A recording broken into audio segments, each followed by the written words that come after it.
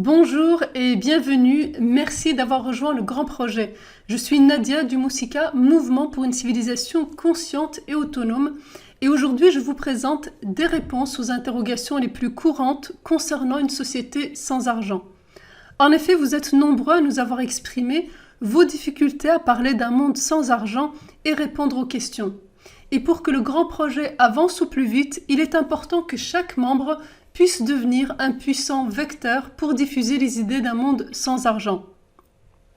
Et pour cela, dans cette vidéo, je vous donne les points essentiels pour vous lancer. La question phare est comment argumenter pour un monde sans argent, pour expliquer le grand projet Moussika, pour se projeter, pour fédérer, pour participer. Nous allons voir tout ça au travers de 7 grands chapitres. D'abord, les points importants à garder à l'esprit. Ensuite, la phrase de présentation brève pour introduire le grand projet. L'argent est un problème, pourquoi? Un monde sans argent, comment ça marche? Les 3 grands freins psychologiques qu'on peut rencontrer lorsqu'on échange avec une personne sur le grand projet. Parler du grand projet et enfin, quelques chiffres utiles à retenir. D'abord, les points importants à garder à l'esprit. Osez parler du grand projet pour être de plus en plus à l'aise. Comme on dit, c'est en forgeant qu'on devient forgeron. Plus vous en parlerez, plus vous vous sentirez à l'aise. Bien garder en tête qu'il n'y a pas de question piège. À chaque doute, il existe une réponse. Le doute questionne simplement les idées. Et votre argument sera le bienvenu si vous ne cherchez pas à l'imposer et qui plus est, votre échange en sera facilité. Ne pas non plus s'attendre à convaincre du premier coup, mais simplement parler du grand projet pour planter des graines et rompre des certitudes.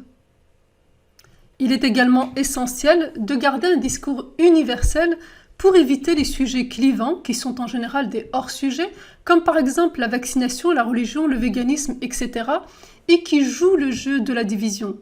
Le Moussika n'a pas d'opinion sur la vaccination, la religion et tous ces sujets clivants. Nous proposons un modèle de société non marchand qui accueille tous ceux qui désirent cette société, quelle que soit leur opinion sur le reste. Il est important d'avoir une phrase de présentation brève pour introduire le grand projet. Et pour que ce soit plus fluide pour vous, nous avons mis 2 exemples. Le premier exemple à garder en tête, il s'agit d'un modèle de société non marchand, donc il n'y aura plus d'argent, mais une autre gestion des ressources et de l'activité. Le deuxième exemple à garder en mémoire, nous proposons de passer d'une société marchande à une société du partage, des ressources et de l'effort. L'argent est un problème. Pourquoi? Il existe de nombreuses dérives liées à l'argent, mais ici nous allons en voir 5 qui sont indissociables d'un système marchand. La première dérive, ce sont les inégalités croissantes, et cela fait plus de 2000 ans que ça se vérifie. Même si les bases de production de monnaie sont équitables et décentralisées, l'argent se centralise dans le temps comme dans le jeu du Monopoly, où on peut voir que même si les règles sont les mêmes et peuvent sembler équitables au départ, plus le jeu évolue, plus les richesses se centralisent sans retournement de situation. Les mécanismes sont simples. Les premiers qui s'approprient telle ou telle ressource les conserveront, et plus on est riche, plus on a les moyens d'investir pour être plus riche. Les plus pauvres n'ont pas la possibilité d'investir. Et toutes les inégalités qui en résultent ont des répercussions graves sur la société. D'ailleurs, il a été démontré que les inégalités accentuaient la méfiance envers les autres, favorisaient la toxicomanie, augmentaient le taux d'incarcération et le taux de suicide et impactaient négativement et la santé mentale et l'espérance de vie. La deuxième dérive inhérente à un système marchand, c'est le pouvoir lié à la masse monétaire. Et il existe 2 pouvoirs principaux qui ne tiennent qu'à l'argent. Le pouvoir financier, par la possession des ressources, des médias et des moyens de production, entre autres, et le pouvoir gouvernemental. En effet, les dirigeants ont sous la main des fonctionnaires payés pour appliquer les lois, pour punir.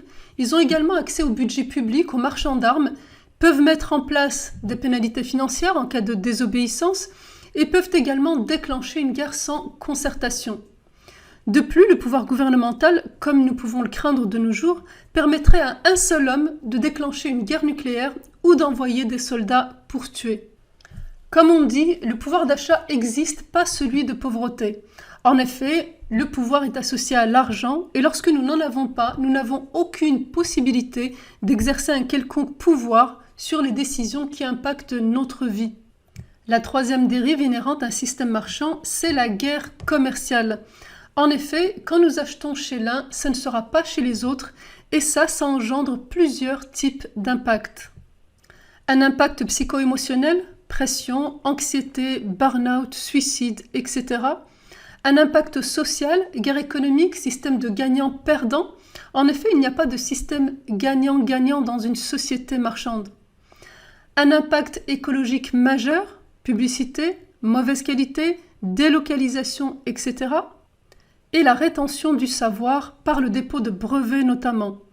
Bien évidemment, tout cela constitue en plus une perte de temps et d'énergie mise en œuvre pour battre la concurrence. La quatrième, ce sont les dérives écologiques avec, entre autres, l'épuisement des ressources, déforestation, extinction des espèces, des minerais, etc. Les déchets, plastiques, nucléaires, chimiques, etc. La pollution de l'air, du sol terrestre et de l'eau.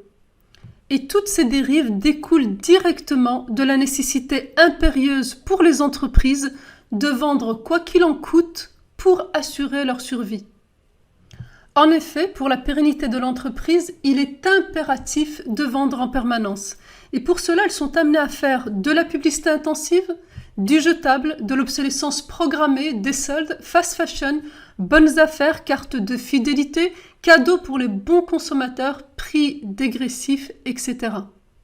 Les entreprises ont également intérêt à pratiquer les prix les plus compétitifs pour battre la concurrence, ce qui entraîne une baisse de la qualité, l'augmentation de la productivité, la délocalisation, la publicité intensive, etc. Et là, on a pu voir que le système marchand et l'environnement ont des dynamiques totalement et complètement opposées. Et la cinquième dérive inhérente au système marchand, c'est l'impact négatif de l'argent sur nos comportements. Et cela est démontré par les sciences cognitives. Quel que soit le niveau de vie, l'argent nous impacte très négativement car ça entraîne une perte des valeurs éthiques, une perte des valeurs morales, une perte de l'empathie et le renforcement de l'individualisme. Alors, en dehors de l'argent, quelle autre mesure permettrait de mettre fin à nos dérives actuelles ? Nous avons ici un tableau qui, comme vous pouvez le voir, reprend toutes les dérives que la disparition de la monnaie permet de supprimer. Nous avons les dettes, les impôts, la corruption, les fraudes fiscales, les inégalités, les classes sociales, la surconsommation, les mafias, les guerres commerciales, l'obsolescence programmée, les crises financières, l'inflation, le chômage, les publicités, l'incitation à la consommation, etc. Lorsque vous échangez avec votre interlocuteur, vous pouvez simplement lui poser cette question. En dehors de la suppression de l'argent, est-ce qu'il existe une autre mesure capable de supprimer en même temps, non pas une, deux, trois ou quelques-unes de ces dérives, mais toutes ces dérives? Bien évidemment, il n'en existe aucune. Un monde sans argent, comment ça marche? Ici, c'est la phase de projection, d'imagination, donc bien pensée à illustrer par des exemples. Pourquoi un monde sans argent, ce n'est pas le troc? Le troc est basé sur le même modèle que l'argent, à savoir l'échange et donc l'individualisme. Je te donne que si tu me donnes. De plus, le troc généralisé est impossible à cause de la double coïncidence des besoins. Par exemple, un dentiste ne va pas soigner une dent à son boulanger à chaque fois qu'il veut une baguette de pain. Par ailleurs, les sociétés du troc n'ont jamais existé. La monnaie a été créée pour rémunérer des armées. Contexte d'un monde non marchand, donc sans argent. Nous avons ici un tableau qui met bien en évidence ce qui part avec la disparition de la monnaie et ce qui reste. Ce qui part, ce sont les dettes, les déficits budgétaires, les inégalités, les licenciements, les privilèges, la corruption, les impôts, les taxes, l'oligarchie, les trafiquants d'armes, les mafias, la guerre commerciale, les fraudes fiscales, l'obsolescence, les arnaques, le profit, les publicités, etc.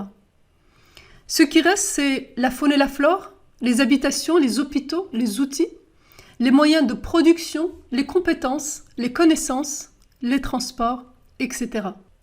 On le voit bien ici, la disparition de la monnaie a la capacité à retirer la majeure partie des dérives sociales, économiques et écologiques tout en conservant ce qui est nécessaire. Les principes dans un monde sans argent. Nous allons voir ici comment organiser l'activité, comment gérer l'accès aux biens et services et comment prendre des décisions ensemble. Les activités. Chaque secteur assure son rôle gratuitement pour les autres. Par exemple, la santé, l'alimentation, l'habitat, on peut ajouter aussi l'instruction et bien d'autres encore. On garde la liberté de choisir le secteur de son choix et on peut également décider de se former à une activité qui nous plaît davantage, ce qui implique que pour les secteurs restants, il y aura partage des efforts pour une question d'équité et pour réduire la pénibilité au minimum. Par exemple, on se partage le nettoyage des rues, ce qui représente un effort minime par habitant. Il est à noter que les acteurs de chaque secteur, dans lesquels il n'y aura plus de concurrence, peuvent enfin agir ensemble, partager les efforts, partager les compétences et les outils pour un résultat inédit et optimal de leur fonction sociale. Qu'en est-il de l'accès? Si le bien est abondant ou nécessaire, comme par exemple l'alimentation, il y aura bien sûr partage parmi les intéressés. Par exemple, dans les AMAP, Associations pour le maintien de l'agriculture paysanne, on partage selon les récoltes. Si le bien est rare ou indivisible, ça ira au plus utile. Par exemple, un logement 5 pièces sera attribué à une famille plutôt qu'à une personne célibataire. Au plus équitable, par tirage au sort, au plus écologique, au plus proche du lieu d'activité, ou selon toute modalité choisie ensemble. Comme vous pouvez le voir, ce ne sera donc pas au plus offrant, mais selon des modes d'attribution plus bénéfiques pour l'humain, plus bénéfiques pour la société et plus bénéfiques pour l'environnement. La prise de décision dans un monde sans argent. On propose l'ODG, Organisation démocratique globale, sur la base des modèles d'autogestion. Comme c'est expliqué sur le site moussika.org, ça fonctionne sur la base des assemblées locales, créées au plus petit échelon jusqu'au plus grand.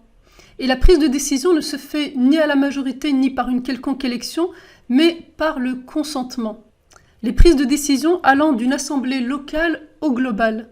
Bien sûr, nous encourageons les modèles de prise de décision démocratiques, mais chaque assemblée reste autonome et peut choisir ses propres modalités d'organisation, comme par exemple la désignation de ce représentant par tirage au sort, la révocabilité, le devoir de résultat et de transparence, etc. Et nous avons l'exemple de la commune de Kingersheim en France, dont les choix sont faits par ses habitants mêmes. Donc, si on récapitule les 4 principes du grand projet dans un monde sans argent, nous avons le choix du secteur d'activité, le partage des efforts, le partage des ressources et une démocratie citoyenne. Les 3 grands freins psychologiques. Le premier frein psychologique, nous ne ferons plus rien. C'est l'argument qui pourra être avancé. Pourtant, nous n'avons jamais pu observer cela, ni historiquement, ni socialement, car c'est tout simplement impossible. En effet, nous chercherons toujours à nous organiser, ne serait-ce que par nécessité. Le deuxième frein psychologique, certains ne feront rien. Le système marchand crée de l'inactivité, il crée de la misère, il crée du chômage, des emplois inutiles, etc. Et c'est le seul système qui permet de prendre sans participer. Donc non seulement cette peur n'est pas fondée, mais qui plus est, c'est dans le système marchand qu'elle existe réellement. Dans le système non marchand, c'est le retour des valeurs humaines et du bon sens, avec entre autres l'équité, puisque n'auront pas à participer les personnes qui seront en incapacité de le faire pour des raisons liées à l'âge, liées à l'handicap, etc. Et ce sera également la fin des métiers inutiles, de la concurrence et du profit, et donc un contexte vraiment propice à l'engouement. Par ailleurs, il faut savoir qu'être utile aux autres est considéré comme un besoin fondamental pour l'estime de soi et le regard des autres. En effet, ce besoin fondamental, loin d'être farfelu, est reconnu sociologiquement et plusieurs études vont dans ce sens, comme par exemple cette étude qui nous révèle que sur 295 gros gagnants du loto, seulement 12% d'entre eux ont quitté leur job. Nous avons également l'étude de l'économiste Andrew Clark qui a démontré dans son livre The Origin of Happiness que participer à la vie active figure parmi les principaux déterminants du bonheur, alors que le fait d'être au chômage rend malheureux de manière durable. De plus, le premier confinement nous a démontré que nous n'avons pas besoin de tout le monde pour que la société tourne et pour sortir de notre système actuel. En dernier recours, les participants peuvent décider, selon leurs modalités, de n'attribuer qu'aux participants. Par exemple, les épiceries solidaires ne sont accessibles qu'à ceux qui y ont contribué. Le troisième grand frein psychologique. Si c'est gratuit, les gens prendront trop. Le système marchand est une incitation massive et permanente à prendre trop. D'ailleurs, il y aura entre 1200 et 2200 publicités vues par jour et par individu, sans compter les 15 000 avec les marques. Donc non seulement le système marchand permet de prendre plus, mais incite, via les publicités intensives notamment, à consommer encore et encore. Et cela induit du gâchis à outrance. Obsolescence programmée, fast fashion, produits jetables, mode, etc. et permet de prendre sans limite, la seule limite étant le porte-monnaie du client puisque le client est roi. Dans le système non marchand, le client n'est plus roi, il ne peut donc plus exiger une quantité démesurée. Par exemple, si vous demandez une quantité démesurée de viennoiserie à votre boulanger, bien entendu, il vous limitera, il gérera le partage. Dans le système non marchand, pour le bien de l'environnement et l'équité, nous gérons les ressources à la source, ce qui implique deux questions. Combien avons-nous pour tout le monde et comment les distribuer ? Il existe plusieurs possibilités et donc plusieurs exemples. Le partage type AMAP, une production étudiée en amont pour éviter d'en produire plus que nécessaire, ou selon toute modalité choisie ensemble. Parler du grand projet. Nous allons aborder cette question au travers de deux grands points. D'abord, les 3 étapes. La première étape est celle du rassemblement. Il est important d'être majoritaire et de réunir les secteurs nécessaires pour pouvoir passer à l'étape 2, qui est celle de la préparation, pour convenir d'une date et préparer le jour de la bascule, ce qui nous permettra d'arriver à l'étape 3, qui est celle de la transition, pour mettre en place ce qui a été convenu ensemble. Il est important de bien comprendre que les 3 étapes, ce n'est pas faire des jardins, être autonome et sortir du système marchand, mais c'est plutôt sortir du système marchand, libérer le potentiel et enfin être autonome. En effet, attendre d'être autonome hors système pour nous débarrasser de l'argent nous empêchera certainement de le faire un jour, car une part infime de la population seulement a la capacité d'atteindre l'autonomie, pour des raisons de manque de temps, pour des raisons de manque d'argent, d'énergie, de terrain, de santé, d'outils, de connaissances, etc. Alors même que nous pouvons observer qu'aujourd'hui, l'humanité est autonome en tout. Mais en attendant l'étape 2, les actions vers l'autonomie, exemple jardin partagé, les actions de gratuité, exemple place de partage, ateliers, soins, dons, etc., et les actions de communication sont nécessaires et doivent se multiplier. Pour développer l'idée d'un monde sans argent, pour apprendre à s'autogérer, pour donner envie, pour créer du lien, créer un état d'esprit et une dynamique. Participer au grand projet. Cela se fait selon vos disponibilités. Soit vous avez du temps et vous pouvez créer ou rejoindre une assemblée citoyenne existante. Une assemblée citoyenne permet de coordonner le mouvement avec les assemblées des autres communes. Et où vous pouvez mener des actions, toutes les actions en faveur de la gratuité et de l'autonomie. Si vous n'avez pas le temps, vous pouvez vous inscrire au grand projet. L'inscription nous permet de comptabiliser toutes les personnes qui sont prêtes à vivre dans ce monde non marchand. Quelques chiffres utiles à retenir. En Union européenne, nous avons 4,5 millions de sans-abri, alors que 11 millions de logements sont vides. La dette mondiale s'élève à 300 000 milliards de dollars et il existe plus d'une dizaine de techniques d'obsolescence programmée. Les 1% les plus riches détiennent 2 fois la richesse de 6,9 milliards d'êtres humains et nous avons 25 000 personnes qui meurent de faim chaque jour alors que 40% de la nourriture est jetée. 99% des ressources prélevées dans la nature deviennent des déchets en moins de 6 semaines. Et un tiers de la part comestible des aliments destinés à la consommation humaine est gaspillé, perdu ou jeté entre le champ et l'assiette dans le monde. Avec la suppression de l'argent et la sortie du système marchand, toutes ces inégalités, toutes ces souffrances, toutes ces aberrations n'existeraient tout simplement plus. Vous pouvez retrouver plus de détails, de vidéos, d'articles, de livres numériques gratuits et la foire aux questions sur notre site www.mousica.org. C'est la fin de cette présentation, merci de l'avoir suivie.